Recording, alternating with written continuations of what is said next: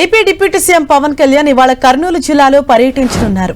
ఇవాళ ఉదయం 9:05 గన్నవరం ఎయిర్పోర్ట్ నుంచి ప్రత్యేక విమానంలో బయలుదేరి ఉదయం 9:45 కర్నూలు ఎయిర్పోర్ట్ చేరుకోనున్నారు పవన్ కళ్యాణ్. ఇక కర్నూలు ఎయిర్పోర్ట్ నుంచి రోడ్డు మార్గంలో బయలుదేరి పూడిచెర్ల చేరుకోనున్నారు. పూడిచెర్లలో ఫారం పాయింట్స్ నిర్మాణానికి భూమి పూజ చేయనున్నారు. ఓర్వకల్లు మండలం పూడిచెర్లలో రైతు సూరరాజన్న పొలంలో ఫారం పాయింట్ కు భూమి పూజ చేయనున్నారు డిప్యూటీ సీఎం పవన్ కళ్యాణ్. అనంతరం బహిరంగ సభలో పాల్గొంటారు.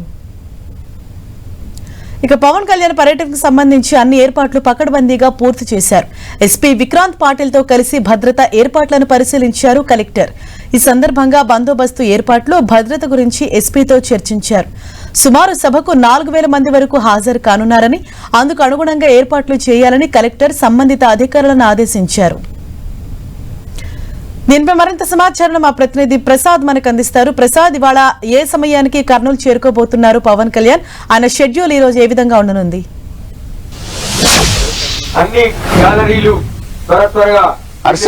పవన్ కళ్యాణ్ ఓర్వకల్లు మండలం పూడిచెర్ల పర్యటనకు సర్వం సిద్ధం చేయడం జరిగింది. ప్రధానంగా ఓర్వకల్లు మండలం పూడిచెర్లలో ఏదైతే ఈ ప్రభుత్వం ఏర్పాటు చేసినటువంటి ఫామ్ సంబంధించినటువంటి కార్యక్రమంలో రాష్ట్ర ఉప ముఖ్యమంత్రి పవన్ కళ్యాణ్ పాల్గొన్నారు. పవన్ కళ్యాణ్ కాసేపట్లో గన్నవరం ఎయిర్పోర్ట్ నుండి కర్నూలు ఓర్వకల్లు ఎయిర్పోర్ట్ కు చేరుకోవడం జరిగింది. అనంతరం అక్కడ నుండి ఏదైతే బహిరంగ సభ, అదే విధంగా అక్కడ ఫారం ఫండ్స్ ఏదైతే ఏర్పాటు చేశారో అక్కడ భూమి పూజ అనంతరం బహిరంగ సభలో పాల్గొంటారు. బహిరంగ సభలో దాదాపు 5000 మంది ముఖ్యమైనటువంటి మహిళలతోన, అదేవిధంగా ప్రజాప్రతినిధులు ఎవరైతే ఉన్నారో వారితో మాట్లాడే అవకాశం ఉంది. అదేవిధంగా బహిరంగ సభలో కూడా మాట్లాడనున్నారు. మొదటగా ఏదైతే జనసేన కార్యకర్తలు అధికారులతో సమీక్షా సమావేశం నిర్వహించే అవకాశాలు ఉన్నట్లు సమాచారం అందుతుంది. పవన్ కళ్యాణ్ మరకాసేపట్లో గన్నవరం ఎయిర్పోర్ట్ నుండి కర్నూలు ఎయిర్పోర్ట్ కు చేరుకునే అవకాశం ఉంది. అక్కడ నుండి ఓర్వకల్లు మండలం పూడిచెర్లకు చేరుకుంటారు. ఏదైతే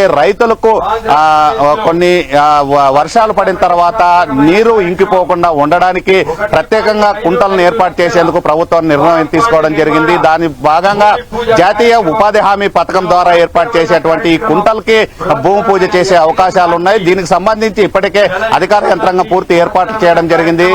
పోలీసులు గాని భారీ బందోబస్తు ఏర్పాటు చేయడం జరిగింది. దాదాపు 600 మంది పోలీసులతో 3 డిఎస్పీలు, అదేవిధంగా 20 మంది సిఐలు, ఎస్ఐలతో పూర్తి బందోబస్తు ఏర్పాటు చేయడం జరిగింది. ఎలాంటి అవాంఛనీయ ఘటనలు చోటు చేసుకోకుండా ప్రత్యేకమైన బందోబస్తు ఏర్పాటు చేయడం జరిగింది. పూడిచెర్లలో ఇప్పటికే ఇదంతా పారిశ్రామిక వాడగా అభివృద్ధి చెందుతుంది.